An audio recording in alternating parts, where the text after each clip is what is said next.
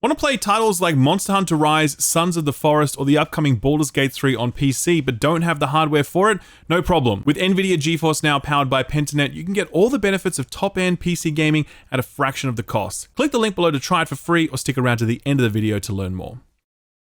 Gamers, what's doing? Hope you're having fun out there. I certainly am. You know why? Sunday was my birthday. That is right, cake day, and I was very excited to turn years old. I got some nice clothes, I got some expensive whiskey, I got this new Destiny SMG from Trials. Don't ask me which of those three presents was my favorite, the answer will enrage you. You know what else I got for my birthday?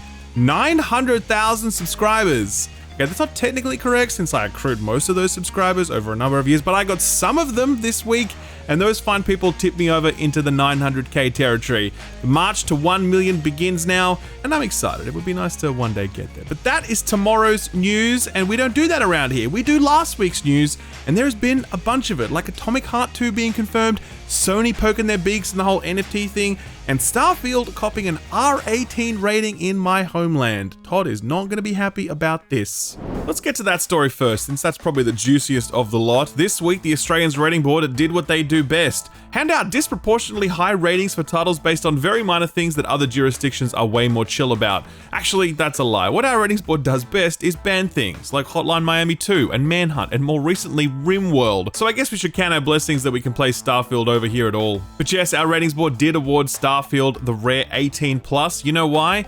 Interactive drug use, that old chestnut. In Australia, you can maim and murder thousands of people a second in-game, but if your character has so much as a whiff of the wacky tobacco and gets a stat boost out of it, then you, my friend, bought yourself an R18 rating. Fallout games have had their own version of drugs you could consume to get stat boosts from, but they were worded so as to avoid the R18 label. The fact that Starfield has copped it indicates that either the naming or the method of consuming the drugs is more overt than we saw in Fallout 3 or 4. One interesting tidbit that shook out of this is the confirmation that there are no sexy times to be had in Starfield. The ratings board will rank things like violence, drug use, profanity, nudity, etc., and the board confirmed that Starfield had all of those things to different degrees. But when it comes to the sex category, the board says it has none.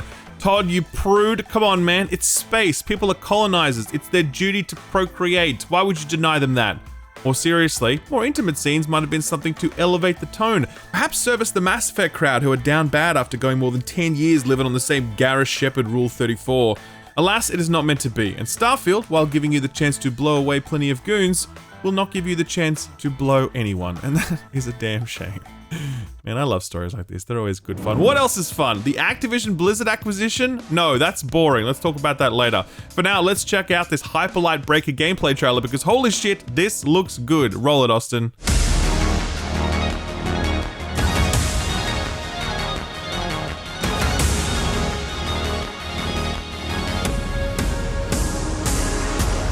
God damn man, get this in me ASAP. This is Hyperlight Breaker, the sequel to Heart Machine's Hyperlight Drifter. That was an absolutely gorgeous game in its own right, but was of course top-down pixel art. The step up here mirrors that of Risk of Rain, which started out as a 2D pixel art side-scroller, but then became an absolutely stunning-looking third-person action shooter.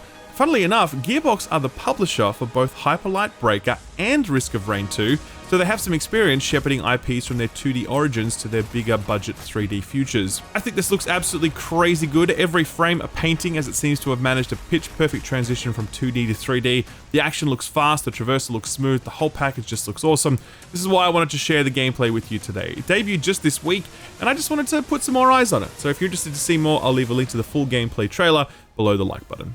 What's next? Final Fantasy 16, let's do that. Even after my recent trip to Square Enix in Japan, the hype machine continues as Square Enix teases new details about the upcoming action RPG epic. When it comes to these games, a big question people have is how long is it going to take to beat it?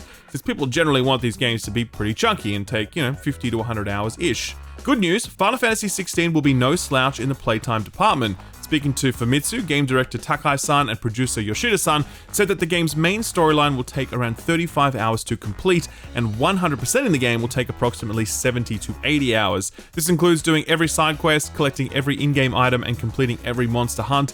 In addition to this, there's also a new game plus mode that will let you carry over previous progress and ups the difficulty, a welcome addition since I certainly found the default difficulty to be a little easy when I played it. Interestingly, this 35-hour main quest wasn't always the plan, as Yoshida had initially initially envisaged a storyline that would be over in about 20 hours. He was aiming to make a game that reflected people's busy lives, but as they moved through development, more and more stuff just got added to the storyline and Golden Path, resulting in a near doubling of the beeline playtime. I'm not complaining, to be honest. Final Fantasy VII Remake felt a little short with its 20-ish hours completion time, and God of War Ragnarok felt just about perfect at 35, a few pacing issues aside. I think Yoshi P and his team have landed in a great spot here, and it's yet another reason why I'm very, very pumped for 16. Something else to look forward to is Counter-Strike 2, which is all but confirmed to exist after Valve filed an official trademark for it this week. The story was first broken by esports journalist Richard Lewis, who has a very long association with the Counter-Strike scene. He reported that Counter-Strike 2 not only existed, but that it was very, very close to release, with pro players already having tested it and betas are planned for as early as this month or next. People doubted his reporting because, it's natural to be skeptical when something as big as Counter-Strike 2 is being reported, but all these doubts evaporated this week when Valve's filings to the trademark office for something called CS2 were unearthed.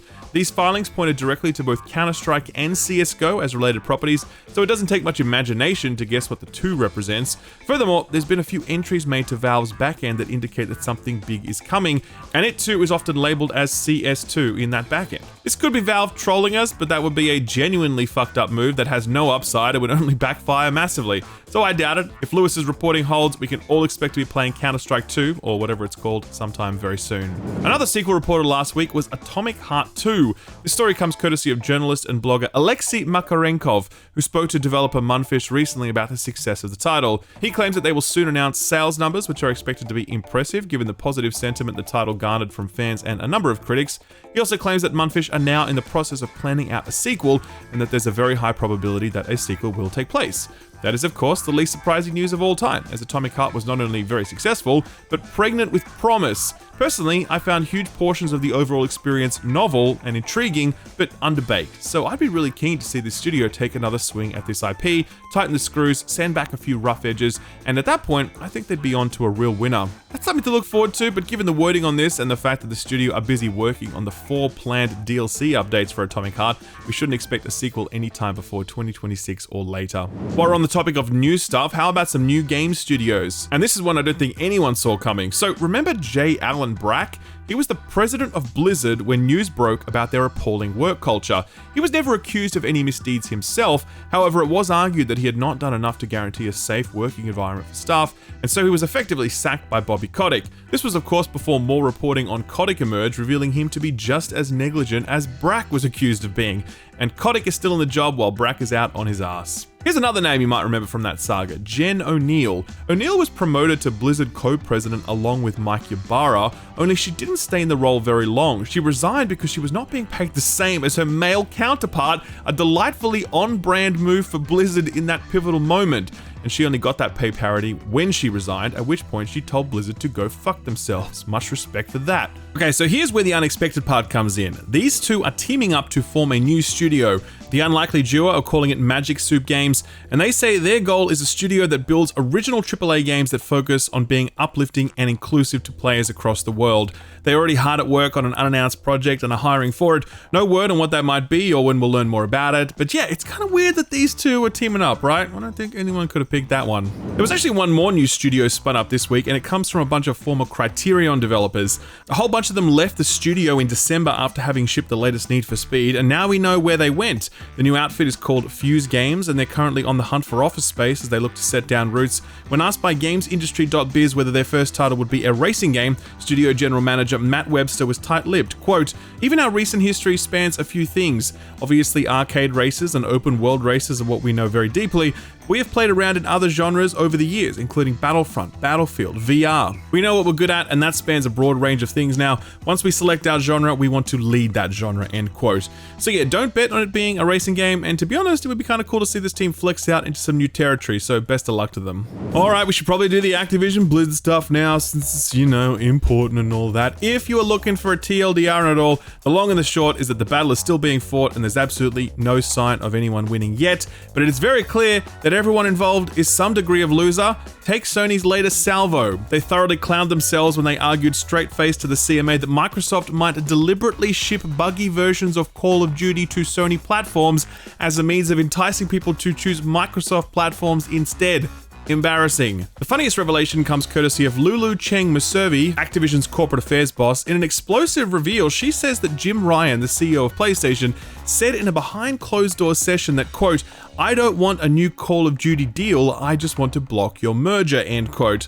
Sony did not contest these words, but nor did they confirm them, so she's probably telling the truth here, in which case, yeah, that's Jim's job. A lot of people took this as some kind of gotcha moment where Jim Ryan was suddenly exposed, but like, he is the CEO of PlayStation. It is absolutely 100% his job to block this merger. Like, of course it is. I'm not saying that's a good or bad thing, by the way. I'm just saying that companies, by their very nature, are competitive, and Microsoft getting hold of Activision Blizzard will absolutely make them more competitive, and so Jim's job is to stop that if he can. For what it's worth, he's doing a very good job of it, as this deal is anything but a sure thing at this point, in large part due to the lobbying that he has done. They don't call him Flying Jim Ryan for nothing.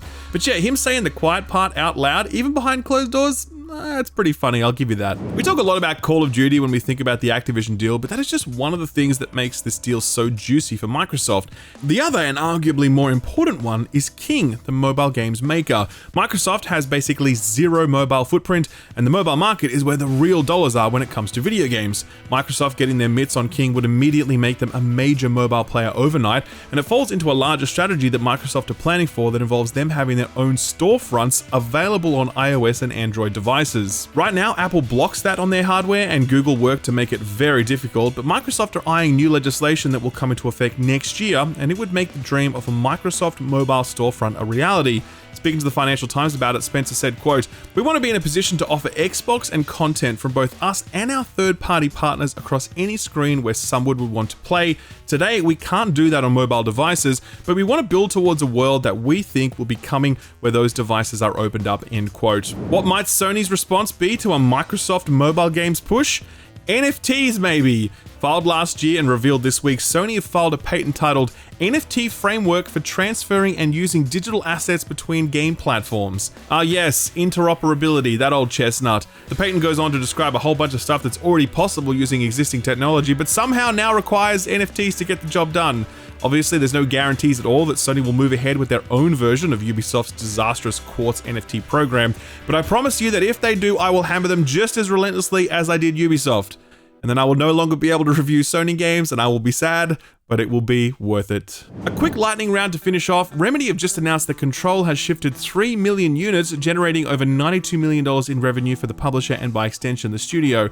Control was Remedy's first big home run for a while after some of its other titles met a mixed critical reception, such as Quantum Break, or didn't sell very well, like Alan Wake. Nice to see Control deliver that cash money. Remedy are currently hard at work on, among other things, Control 2. No release window for that one yet. Speaking of dollars, did you know Forspoken cost 100 million of them to make? If you didn't, then you're probably just as stunned as the rest of us to learn it. The game's lead writer posted on LinkedIn that Forspoken was a, quote, fantasy AAA video game, $100 million plus budget, end quote. Eesh, no wonder the Square Enix president was out there last week trying to temper investor expectations. And I guess no wonder he lost his job, since Forspoken was kind of his baby. Techland have dropped a small teaser for their in-development new IP. It is fantasy-based, a far cry from the zombies that have been their bread and butter to this point. They describe it as a, quote, narrative-driven fantasy epic with an exotic open world ready to be explored. We strive to create a compelling, story-focused AAA title that combines and refines the best aspects of gameplay that Techland is known for, end quote. Not exactly the most specific descriptor, but hey, it's better than nothing. If you spotted the Far Cry reference a moment ago, then good on you. It was there for a reason. Ubisoft have announced that Far Cry 5 is getting a 60 FPS mode on current gen consoles. In fact, it's already got it. It's live now. 5 is not held up as the best the series has to offer, but personally, it's actually my favorite. I really loved what they did with Joseph Seed and how they wrapped it up in the flawed but worthwhile New Dawn. If you haven't checked out 5 to this point, I think this is a good excuse to do so.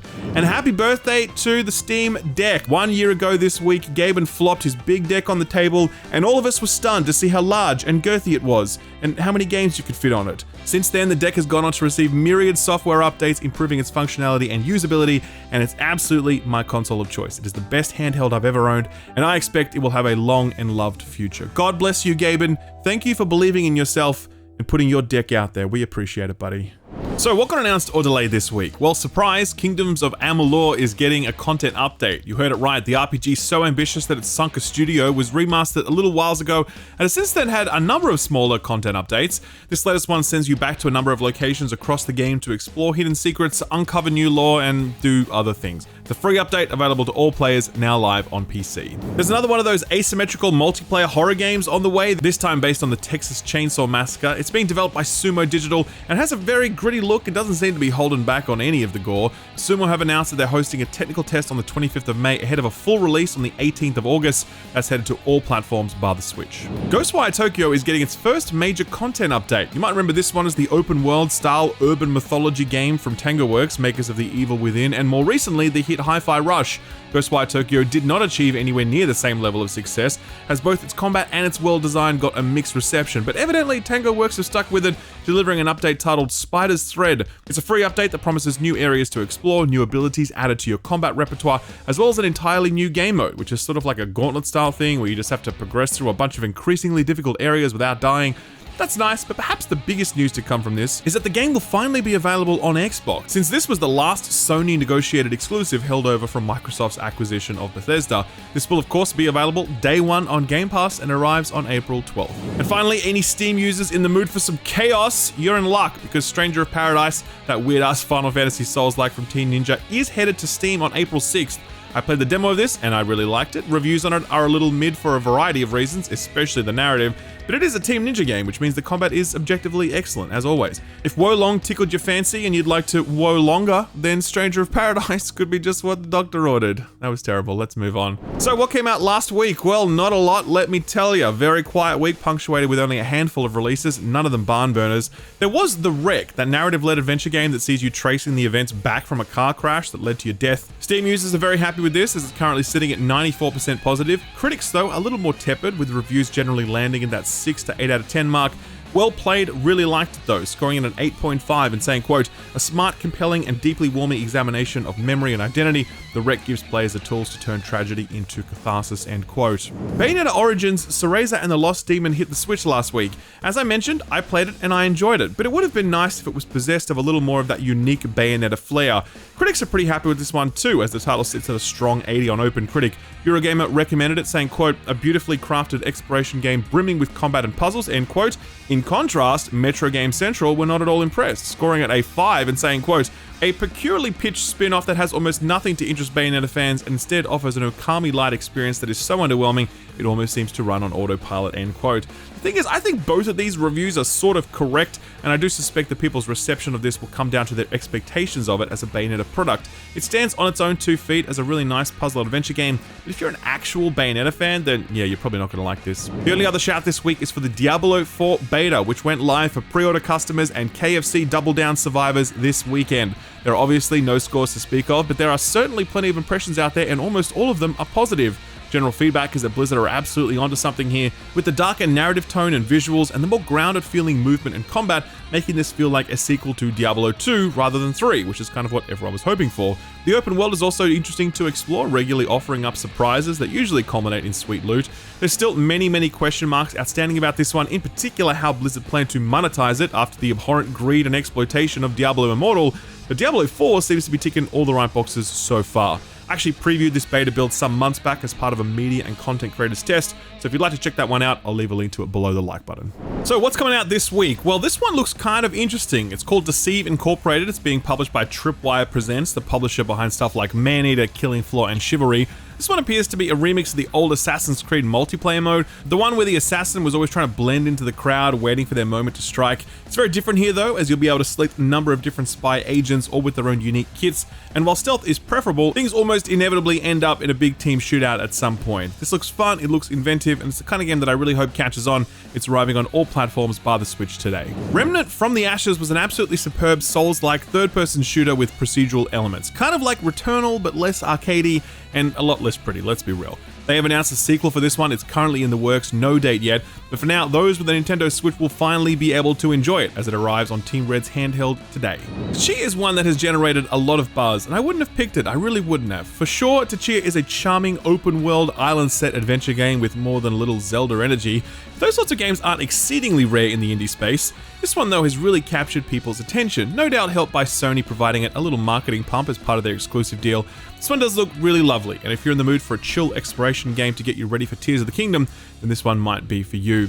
Storyteller is one I hadn't actually heard of until it was brought to my attention by my friend Lucy James of the Friends Per Second podcast. This caught her attention because it's published by Annapurna Interactive, the label behind stuff like Outer Wilds, Stray, and Neon White. These people generally don't miss, 12 minutes notwithstanding. Storyteller is a storytelling game where you are greeted with panels and can change events this way or that by dropping in characters or keywords. It looks quaint, looks cute. It's out on the Switch and the PC on the 23rd. EA Sports Tour PGA 23 drops on all platforms on the 24th.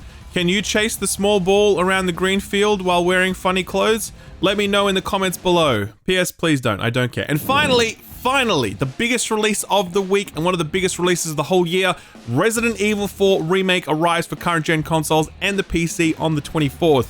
After the loving remake of Resident Evil 2 and the somewhat questionable but still solid remaking of 3, attention immediately turned to the question, would Capcom remake the game that many consider to be the greatest Resident Evil of all and inarguably one of the most influential games of all time, setting a template that is still followed to this day by any game utilizing that third-person offset over-the-shoulder perspective? Any concerns that Capcom may have screwed the pooch with this one have been dashed against the rocks of those review scores, coming in at an unbelievably large, mighty 92 on OpenCritic, making it one of the highest rated games of the year alongside the Dead Space remake and the Metroid Prime remake. Some have lamented that this proves that the only good game is an old game remade, but I think that's pretty specious reasoning. Of course, if you take the best games ever and then make them better in a remake, they are going to get very high review scores. That is logic. Regardless, Resident Evil 4 Remake is a wash with 9s and 10s, like IGN for example, who scored it a perfect 10 saying, quote, "The Resident Evil 4 Remake is the series' most relentlessly exciting adventure, rebuilt, refined, and realized to the full extent of its enormous potential," end quote. And GameSpot agreed, awarding it a rare 10 and saying, quote, "Capcom raised the bar for what a good remake is and simultaneously preserves Resident Evil 4's legacy as a genre-defining experience and one of the greatest games of all time," end quote. If you're wondering where my review is, I've had a really massive week last week, tons of content out, I just couldn't fit it in. But I'm playing through it right now and I'm hoping to have a review up in time for the full release.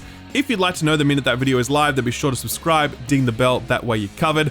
Also, in 2 weeks' time, we're going to be joined by the Sphere Hunter, Susie herself, to talk about her impressions. She's somewhat of a Resident Evil expert, and Alana Pierce is helping to co-host that episode. So that's a big episode of the Friends Per Second podcast coming up in about 2 weeks. I'll leave a link to that below as well. While we're on the topic of survival horror, put this on your radar.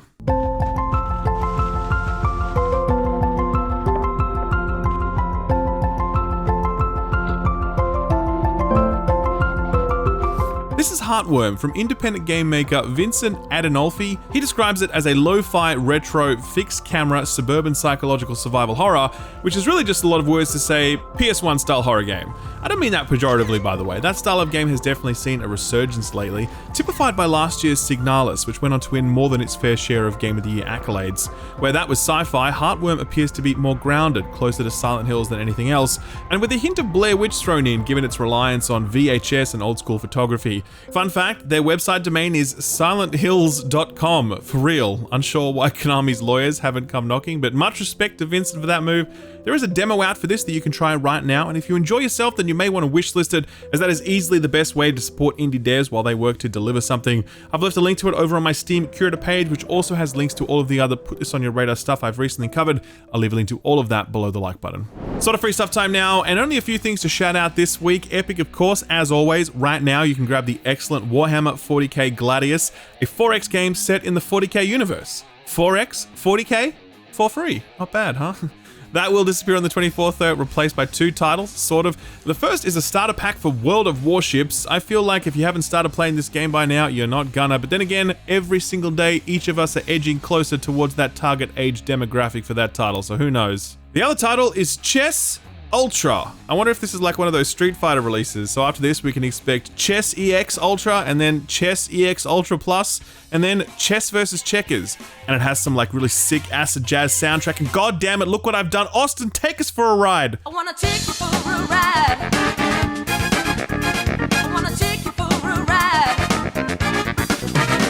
Only other thing this week is the PS Plus Extra and Premium lineups. Sony's answer to Game Pass has been getting strong momentum of late with some great lineups, and this one is a little different. Headlining the affair is Uncharted Legacy of Thieves Collection, which is both Uncharted 4 and the Lost Legacy standalone spin-off adventure. Remember Tchia, which I mentioned earlier? Well, that's hitting day one on PS Plus Extra, one of the rare day one releases that this service provides since Sony aren't as big on that stuff as Microsoft are.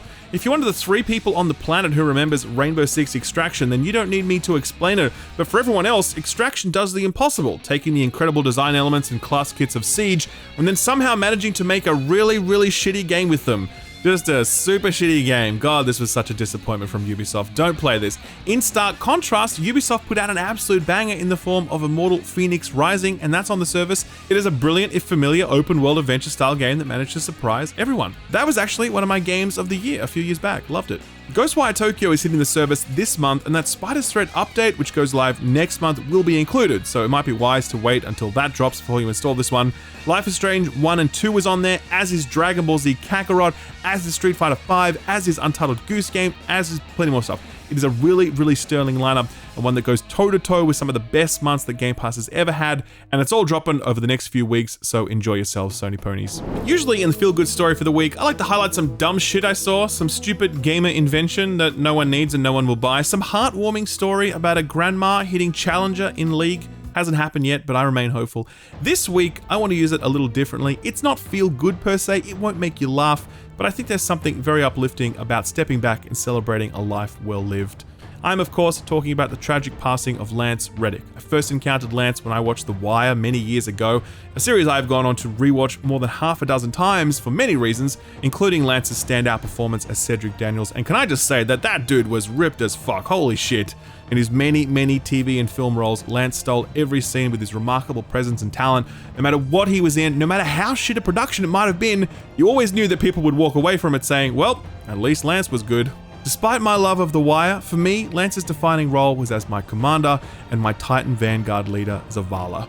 A character who had been with us from the very first moment we awoke as Guardians, a steadying, centering presence that we knew would always be there to guide us through the victories and the defeats. It's impossible to communicate to any non-Destiny player what Lance meant to all of us. That is why, when news of his passing broke, Guardians gathered in the tower to give him what little honor guard we could, a tribute to a talented actor, a true lover of Destiny and its community, and a thoroughly decent human being to boot. Rest in peace, Lance Reddick. We will see you in the stars.